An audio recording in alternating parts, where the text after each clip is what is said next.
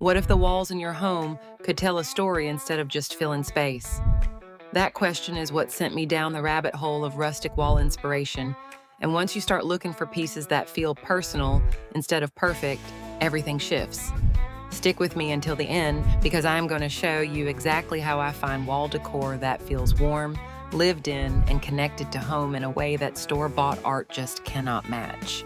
By the time we wrap up, you will know where to look, what to look for, and how to build a wall that feels like it grew with you over time.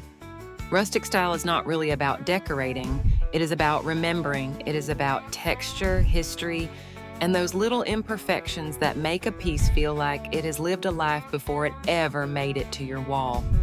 And the best part is that you do not need a big budget or a designer's eye to pull it off. You just need curiosity and a willingness to look in places most people ignore. I usually start with thrift stores and flea markets because that is where the real treasures hide. Old wooden frames with chipped paint, faded landscape prints, vintage portraits, and those quirky little pieces that make you stop and wonder who owned them before. Half the time, I do not even know what I'm looking for. I just walk around and wait for something to feel right. Sometimes it is a color, sometimes it is a texture, sometimes it is just a strange little spark that makes me think, yes, that belongs on my wall. Estate sales are another gold mine. People assume everything is expensive, but the best finds are usually tucked in the back rooms. I once found a stack of old botanical prints in a dusty cardboard box under a table.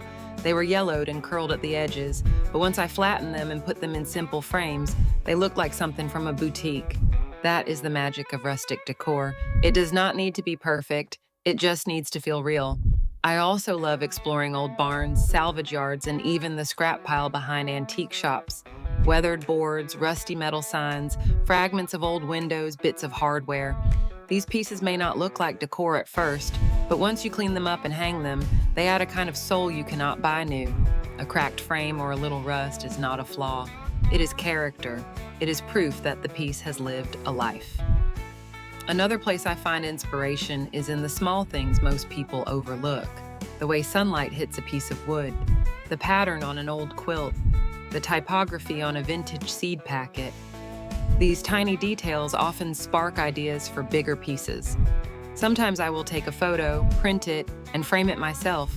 Other times I will recreate the color palette in a painting or use the texture as inspiration for a DIY project. Rustic walls are built from moments like that, not from matching sets. I also pay attention to the feeling I want the room to have: cozy, warm, nostalgic, calm. Once I know the feeling, it becomes easier to choose pieces that match it.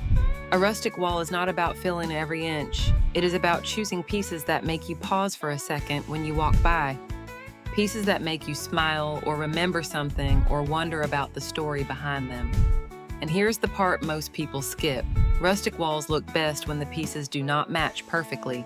Mix wood tones, mix metals, mix frames. Let the wall feel collected, not curated. A little unevenness makes the whole space feel more human. When everything matches too perfectly, it starts to feel like a catalog instead of a home. Layering helps too, a small frame leaning on top of a larger one, a metal sign next to a soft textile, a wooden shelf with a few tiny objects that do not need to be there but somehow make the whole wall feel warmer. Layering adds depth and makes the wall feel like it has grown over time instead of being installed all at once. Handmade pieces add another layer of meaning. Even if you are not an artist, you can create something simple that carries emotional weight. A pressed flower from your yard, a handwritten recipe from a family member, a quick sketch of a place you love. These pieces do not need to be perfect, they just need to feel like yours. And sometimes inspiration comes from the most unexpected places. I have found wall pieces in old barns, in the free section of yard sales, even in the back of my own garage, a forgotten board with peeling paint, a metal hook that used to hang in someone's workshop, a scrap of fabric with a pattern that reminds me of childhood. Once you start looking with a curious eye, everything becomes a possibility. The real takeaway is that rustic wall inspiration is everywhere once you start paying attention. It is in the thrift store aisle, the old family photo box, the barn sale down the road, the scrap wood leaning against your garage.